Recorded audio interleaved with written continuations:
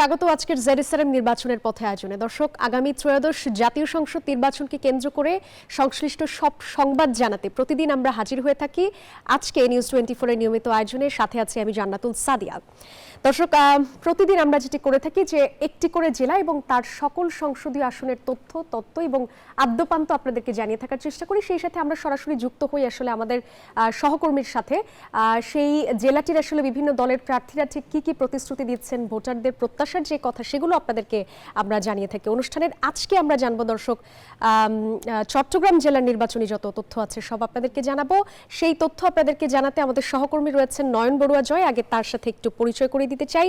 নয়ন বড়ুয়া জয়, আপনি আছেন আমাদের সাথে, স্বাগত জানাচ্ছি আপনাকে। আপনি থাকুন, কিছুক্ষণ পরে আপনার কাছে আবার চলে আসছি। দর্শক, আমরা বলছিলাম যে চট্টগ্রাম জেলার নির্বাচনী যত খবর আছে আপনাদেরকে জানাবো, সেই সাথে আমাদের সহকর্মীরা আসলে যুক্ত হয়ে আপনাদেরকে আরো তথ্য জানাবেন। একটু বলতে চাই, ত্রয়োদশ জাতীয় সংসদ নির্বাচনে চট্টগ্রাম 4 আসনে বিএনপির প্রার্থী যিনি আসলাম চৌধুরীর সাথে তার একটা বড় প্রতিদ্বন্দ্বিতা রয়েছে চট্টগ্রামের সাবেক যে শিবির সভাপতি আনোয়ার সিদ্দিকী তার সাথে।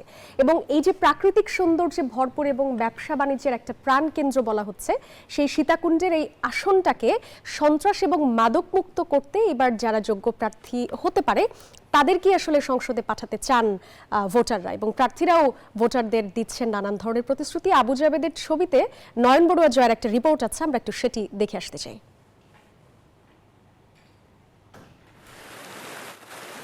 পাহাড়, ঝর্ণা, সমুদ্র ও প্রাকৃতিক সৌন্দর্য মণ্ডিত চট্টগ্রাম 4 আসন। সহস্রধারা ও সুপ্তধারা এখানকার বিখ্যাত জলপ্রপাত। গুলিয়াখালী সীতাকুণ্ডের কাছে অবস্থিত আরেকটি সুন্দর সমুদ্র সৈকত। এখন নতুন করে ঐতিহ্যের তালিকায় যুক্ত হয়েছে সীতাকুণ্ডের ডিসি পার্ক। চট্টগ্রাম শহর থেকে প্রায় 20 কিলোমিটার উত্তরে বঙ্গোপসাগরের উপকূল ঘেঁষা আসনটি এখন দেশের মানচিত্রে বাণিজ্যিক গুরুত্বপূর্ণ হয়ে উঠেছে। ত্রয়োদশ জাতীয় সংসদ নির্বাচনে এই আসনে জয় ছিনিয়ে নিতে ভোটারদের দ্বারে দ্বারে ছুটছেন সব দলের প্রার্থীরা। ভোটারদের মন জয় করতে দিচ্ছেন নানা প্রতিশ্রুতি। সীতাকুণ্ড একটা শিল্পাঞ্চল, এটা শিল্পাঞ্চলকে আরো পরিবেশ সম্মত করা, অর্থাৎ পরিবেশ সম্মতভাবে যে শিল্পাঞ্চলটা যেভাবে পরিচালিত হয় একইভাবে কৃষক, শ্রমিকরা এবং মালিকরা যার যার অধিকার যাতে ঠিক থাকে এবং প্রত্যেকে যেন যার যার জায়গায় তার সম্মানের সহিত কাজ করতে পারে সেই পরিবেশ সৃষ্টি করা। এখানে রাজনীতিবিদদের কাজ হলো তো পরিবেশ সৃষ্টি করা। আমাদের শিক্ষা ব্যবস্থা উন্নয়ন করা, অন্যতম হচ্ছে বেকারদের কাজ দেয়া। যানজটের একটা প্রকোপ আছেই, এটা আপনি ভালো করে জানেন, যেহেতু এটার মধ্যে অসংখ্য ইন্ডাস্ট্রি আছে। ইন্ডাস্ট্রিয়াল এরিয়া হওয়ার কারণে এই ঢাকা ট্রাঙ্ক রোডের মধ্যে যানজট লেগে আছে। এটা ছাড়া অ্যাক্সিডেন্টের প্রকোপ আকার বেড়ে গিয়েছে। সুতরাং আল্লাহ যদি চাহে, আমাদের উপর দায়িত্ব আসে, এটা আমরা একটা যথাযথভাবে ব্যবস্থা নেব বিশেষজ্ঞদেরকে সমন্বয় করে। চট্টগ্রামের সীতাকুণ্ডের বুক চিরে ঢাকা চট্টগ্রাম মহাসড়ক হয় এলাকা জুড়ে গড়ে উঠেছে একের পর এক মিল কারখানা। বড় বড় প্রতিষ্ঠানের কারখানা গড়ে ওঠায় বাণিজ্যিক উপজেলায় পরিণত হয়েছে সীতাকুণ্ড। তাই এবারের ত্রয়োদশ জাতীয় সংসদ নির্বাচনে জনবান্ধব সংসদ সদস্য নির্বাচিত করতে চান ভোটাররা।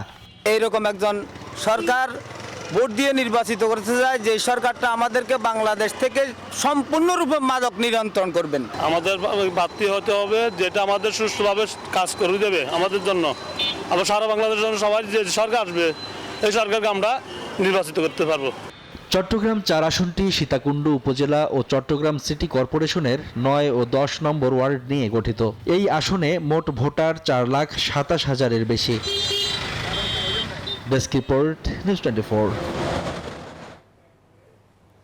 দর্শক, আমরা এতক্ষণ যাবত আসলে দেখছিলাম নয়ন বড়ুয়া জয়ের যে রিপোর্টটি, সেখানে ঠিক বলা হচ্ছিল চট্টগ্রাম 4 আসনটি ঠিক কি পরিমাণ গুরুত্বপূর্ণ। আমরা আরেকবার একটু চলে যেতে চাই আমাদের সহকর্মী নয়ন বড়ুয়া জয়ের কাছে, তিনি আছেন আমাদের সঙ্গে। জয়, আপনার পেছনে অনেক নারী ভোটারকে দেখতে পাচ্ছি। চট্টগ্রামের এই আসনটাতে নারী ভোটাররা কি একটা বড় ফ্যাক্টর কিনা? আরেকটা বিষয় হচ্ছে এই বাণিজ্যিক এলাকাকে ঘিরে উন্নয়নের জন্য প্রার্থীরা ঠিক কি রকমের প্রতিশ্রুতি দিচ্ছেন, জানাবেন।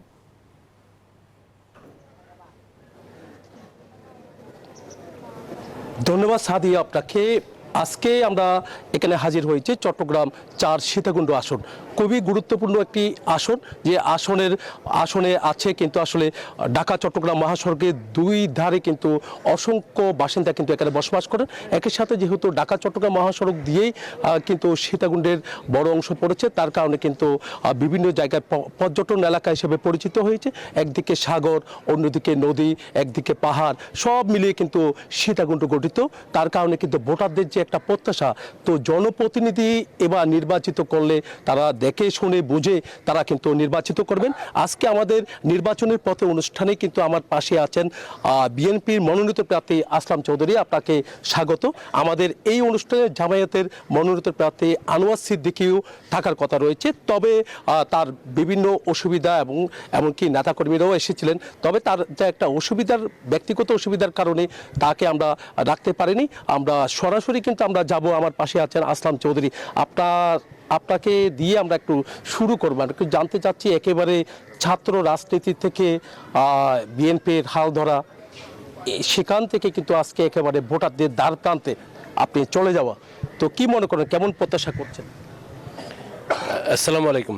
প্রথমে আমি শুভেচ্ছা জানাই আমাদের সীতাকুণ্ড চট্টগ্রাম 4 আসনের পাহাড়তলী এবং আকবর শাহ থানা শহর সকল আমাদের এলাকার জনসাধারণকে আমি খুবই ভালো প্রত্যাশা করি নির্বাচনের। কেন 5ই আগস্টের পরে, দ্বিতীয় স্বাধীনতার পরে আমরা এখন গণতন্ত্রের অভিযাত্রায় প্রথম পরীক্ষার দিকে যাচ্ছি।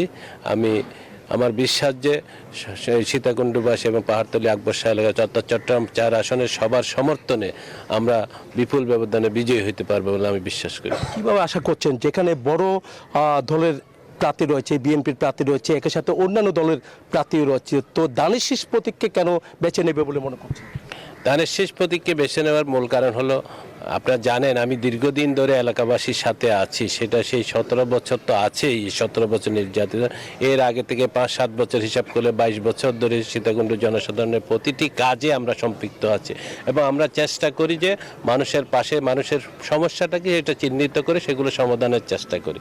সেই জন্য আমার বিশ্বাস যে দীর্ঘদিনের অভিজ্ঞতা এবং সব কিছু মিলে কাজের সাথে মানুষের সাথে থাকা, আপনারা আজকে এই সমাবেশে দেখেন হিন্দু, মুসলিম, বৌদ্ধ, খ্রিস্টান সবার আগমন, এটার মাধ্যমে প্রমাণ করে যে সব জনগোষ্ঠীর মাঝে আমাদের একটা অবস্থান আছে এবং আমরা বিশ্বাস করি যে এই এলাকাবাসী আমাকে ধানের শীষ প্রতীকে বিপুল ভোটে বিজয়ী করবে। নির্বাচিত হলে তাদের যে প্রতিশ্রুতি, নির্বাচনের আগে তো প্রতিশ্রুতি ফুলঝুরি থাকে, তো বাস্তবায়নটা দেখা যায় অনেক কঠিন। কি মনে করেন, ভোটারদের যে প্রতিশ্রুতি দিবেন যদি নির্বাচিত হন, তাহলে কতটুকু পূরণ করা সম্ভব হবে বলে মনে করেন? আপনারা জানেন যে আমরা অনেক আগে থেকে এই কথাটা আগেও বলছিলাম যে জনসাধারণের সাথে আছি, তাদের সমস্যাগুলো আমরা চিহ্নিত করার চেষ্টা করি এবং আমরা প্রতিশ্রুতি না, কাজের মাধ্যমে আমরা জনগণের সাথে আছি। সেই সাথে বিগত দিনগুলোতে, সামনের দিনগুলোতে আমরা কাজে বিশ্বাসী এবং আমার কাজের মাধ্যমে জনগণ আমার উপর এখনও আস্থা রাখবে। কেন, আমার বিগত সময়ে কোনো ক্ষমতায় না থেকেও যেসব কাজ করেছি, পাশাপাশি ওনারা জানে যে আমার কাজের সামর্থ্যতা কত, আমি কাজ করার কত অভিজ্ঞতা বা দক্ষতা আছে, সেটা জনসাধারণ জানে। আমার বিশ্বাস যে জনসাধারণ সেই কারণেই আমার উপর আস্থা রাখবে। আপনার বিশ্বাস কিন্তু ধানের শীষ প্রতীকে ভোট দেবে, কিন্তু বড় দলের প্রার্থীরা আছে, আমরা এর আগেও বলেছি, কিন্তু একটা কঠিন হবে কিনা? না, প্রার্থীতা থাকবে, প্রতিযোগিতা না হলে তো গণতন্ত্রের তো আপনার সুবাসটা আপনি পাবেন কীভাবে? প্রতিযোগিতা প্রার্থী যত স্ট্রং হয় তত ভালো। তবে আমাদের এখানে আপনারা জানেন যে এখন প্রতিযোগিতায় আছে তো জামাত ইসলামী, ওরা ক্যাডার ভিত্তিক সংগঠন, ওদের নির্দিষ্ট ভোট আপনি গুনতে পারবেন সীতাকুণ্ডতে কতটা ভোট আছে। আপনি যদি বলেন আমিও বলতে পারবো গনে, যদি এর কাছাকাছি দেখবেন যে 5-10,000 বেশ কম হবে। তো এই কথাটা আমি ব্যক্ত করবো না এখানে, সংখ্যা হিসাবে কত হবে। আমার বিশ্বাস যে জনসাধারণ আমার সাথে আগেও ছিল, এখনও থাকবে। আচরণবিধির কথা আসে বারবার, কিন্তু যখন একেবারে তো তফসিল ঘোষণা হয়েছে, মনোনয়নে আপনি বৈধতা পেয়েছেন, তো কিছুদিন পর বলতে যে 22 তারিখ থেকে একেবারে গণসংযোগে নেমে যাবেন, তো আচরণবিধিটা কতটুকু মানবেন বলে মনে করছেন, বা আপনার নেতাকর্মীদের? আমাদের দিক থেকে আচরণবিধি সবসময় মানা হবে এবং আমিও ব্যক্তিগতভাবে প্রফেশনাল ব্যক্তি, আমরা চেষ্টা করি যে আচরণবিধি মেনে চলার জন্য, এখনও আমরা চেষ্টা করি। পাশাপাশি আমরা আমাদের কর্মী যারা আছে, আমাদের নেতা যারা আছে, তাদেরকে আমরা বিভিন্ন ব্রিফিংয়ের মাধ্যমে বলি এবং ট্রেনিং দেওয়া হচ্ছে যাতে করে আচরণবিধির মধ্যে থেকে তারা নির্বাচনটা পরিচালনা করে এবং সেটা আমাদের জন্য ভালো একটা গাইড গাইডলাইন হিসেবে আচরণবিধিগুলো আছে এবং এই আচরণবিধি মেনে চলে। আমার বিশ্বাস যে আমরা জনগণের সাথে অতীতের যে সম্পৃক্ততা বর্তমান সময়ে আমাদের নেতা কর্মীরা সবাই উদাত্তভাবে সবার সাথে যেভাবে মেলামেশা করছে, আমার বিশ্বাস যে দানের শীষ প্রতীক বিপুল ভোটে এগিয়ে থাকবে। একদিকে নারী ভোটার, অন্যদিকে কিন্তু নতুন যারা ভোটার হয়েছে, তো নতুন প্রজন্মদের মধ্যে আমরা দেখছি সীতাকুণ্ডে অনেক ভোটার রয়েছে, তো সেদিকে আপনার চিন্তা ভাবনা কেমন সেই ভোটগুলো আনার? এই নতুন ভোটার যারা বলেন তাদের সাথে আমার সম্পৃক্ততা দীর্ঘদিনের। কারণ হলো আপনি দেখবেন যে পার্টি বাদ দিয়েও আমরা অনেক সামাজিক কর্মকাণ্ড করি, যেগুলো স্কুল কলেজের অভিভাবক সমাবেশ, আবার পাশাপাশি দেখবেন যে আপনার বিশ্ববিদ্যালয়ের ছাত্রদের জন্য আমরা বাস সার্ভিস বা নানা সুবিধা দিয়ে আমরা চেষ্টা করে ওদের সাথে সম্পৃক্ত আছি। ওদের মনোভাবটা আমরা বুঝি, পাশাপাশি ওরা কি চায় সেই ধরনের কর্মসূচি আমরা ভবিষ্যতে আমরা প্রণয়ন করব, যাতে হলে যৌব সমাজগুলো কাজে সম্পৃক্ত হতে পারে। আমাদের বিশ্বাস যে এই বাংলাদেশকে উন্নত করার জন্য এই যুব সমাজের একটা বিশেষ ভূমিকা আছে। যেমন আইটি শিল্প বলেন, আমার এই সীতাকুণ্ড অঞ্চলে একটা পর্যটন শিল্পের একটা বিশাল সম্ভাবনা আছে, পর্যটন শিল্প অলরেডি বিদ্যমানও আছে। এটাকে আরও বিকশিত করলে আমরা দেখবেন যে হিন্দুদের জন্য এখানে একটা ভালো তীর্থস্থান আছে। এটাকে যদি আমরা আরেকটু আকর্ষণীয় করে দেখবেন যে এখানে পর্যটকের ঢল হবে, কোটির উপরে মানুষ এখানে পর্যটক আসবে, যার কারণে বাংলাদেশে বৈদেশিক মুদ্রা অর্জন সহ নানা দিকে এগিয়ে যাবে। তাছাড়া এই অঞ্চলটা আপনারা শিল্পাঞ্চল জানেন, আমার বিশ্বাস যে আমরা বিনিয়োগকারীদের জন্য যখন পরিবেশ সৃষ্টি করব, পাশাপাশি তাদের কাছে আমাদের আবদার থাকবে যে আমাদের এলাকা থেকে লোকদেরকে কর্মসংস্থান করার জন্য, ওদের নিয়োগ দেওয়ার জন্য, এবং আমাদের এই যুব সমাজকেও আমরা সেভাবে ট্রেনিংয়ের মাধ্যমে আরও উন্নত করব, যাতে করে প্রতিষ্ঠানগুলো দক্ষ শ্রমিক পায়, দক্ষ কাজের লোক পায়, প্রতিষ্ঠানগুলো লাভবান হবে, আমাদের এলাকা উন্নত হবে, এবং সবাই মিলে আমরা একটা দল মত নির্বিশেষে হিন্দু, বৌদ্ধ, মুসলিম, খ্রিস্টান সবাইকে নিয়ে আমরা একটা এই বাংলাদেশে এগিয়ে যেতে পারবো আমি বিশ্বাস করি। আমরা আরেকবার আপনার কাছে আসবো। আমরা এখন এসেছি, কিন্তু এতক্ষণ ধরে কথা বলছি আসলাম চৌধুরীর সাথে। তো আমাদের বিরতির সময় হয়ে গেছে, আমরা ফিরে যাচ্ছি স্টুডিওতে। জয়, আপনাকে অনেক ধন্যবাদ। দর্শক, আমাদের সাথে যুক্ত হয়েছিলেন আমাদের সহকর্মী নয়ন বড়ুয়া জয়, এবং তিনি আসলে জানাচ্ছিলেন যে চট্টগ্রাম 4 সীতাকুণ্ড আসনটি, সেখানকার প্রার্থীরা আসলে ঠিক কি ধরনের উন্নয়ন করতে চান সেই সমস্ত বিষয়গুলো সম্পর্কে আসলে আমাদের সহকর্মী নয়ন বড়ুয়া জয় জানাচ্ছিলেন। আমরা একটা বিরতি নিয়ে আসছি। দর্শক, দেখছেন জেডএসআরএম নির্বাচনের পথে। এ পর্যায়ে একটা বিরতি নিয়ে ফিরছি আবারও।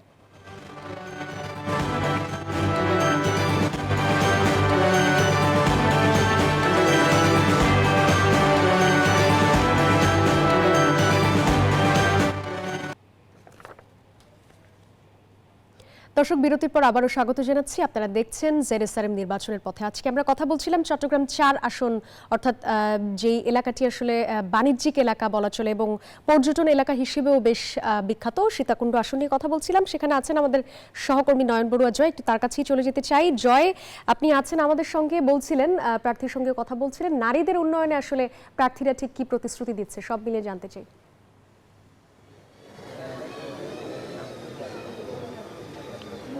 ধন্যবাদ সাদিয়া। একটু আগে কিন্তু আমরা জানানোর চেষ্টা করেছি, আমার পাশে আছেন চট্টগ্রাম 4 সীতাকুণ্ড আসনের মনোনীত বিএনপির প্রার্থী আসলাম চৌধুরী। তো একটু আগে আমরা অনেক কথা বলেছি, আর একটু কথা বলতে চাচ্ছি, নারীদের উন্নয়নে আপনার চিন্তা ভাবনা কি, আপনার কি প্রতিশ্রুতি? হ্যাঁ, ধন্যবাদ। আপনারা জানেন যে দেশের 50%ই নারী, ওদের একটা বিশেষ ভূমিকা আছে। বিশেষ করে আমাদের এই অঞ্চলটা শিল্পাঞ্চল, ওদের জন্য আমরা কর্মসংস্থানের ব্যবস্থা তো আছে, কর্মসংস্থান পাশাপাশি একটা সামাজিক নিরাপত্তা একটা বড় ইস্যু। সামাজিক নিরাপত্তা এবং পর্যটন শিল্প দুইটা একটার সাথে একটা অঙ্গাঙ্গিভাবে জড়িত। আমরা সীতাকুণ্ড অঞ্চলে এমনভাবে আমরা পরিবেশ সৃষ্টি করব সামনের দিনগুলোতে, যাতে রাত 12টা-1টা পর্যন্ত অনায়াসে মেল ফিমেল চলাফেরা করতে পারে এবং পর্যটনের জন্য যাতে একটা উন্নত বিকাশ হয়, এবং যার মাধ্যমে প্রত্যেকেই নিরাপত্তা বোধ করবে। এবং নিরাপত্তা বোধটা আসলে মনের ভিতর থেকে আসতে হবে, যে পরিবেশটা এমন করব যে তারা বুঝবে যে এখানে কোনো প্রকার সমস্যা নাই, এখানে যাতায়াতে কোনো সমস্যা নেই, সেই পরিবেশটা আমরা সৃষ্টি করব।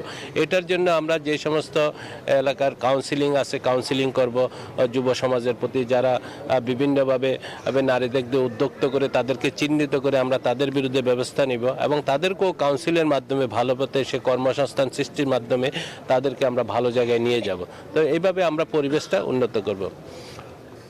আমরা আরেকটু জানতে চাচ্ছি যে ভোটারদের কাছে তো আপনার প্রতিশ্রুতি থেকেই গেছে, কিন্তু বারবার প্রতিশ্রুতি দিচ্ছেন, কিন্তু আসলে ভোটারদের থেকে আপনার প্রত্যাশা কি? মেইনলি আমরা প্রতিশ্রুতি তেমন দেই না, প্রতিশ্রুতির সাথে আমরা কাজ করি।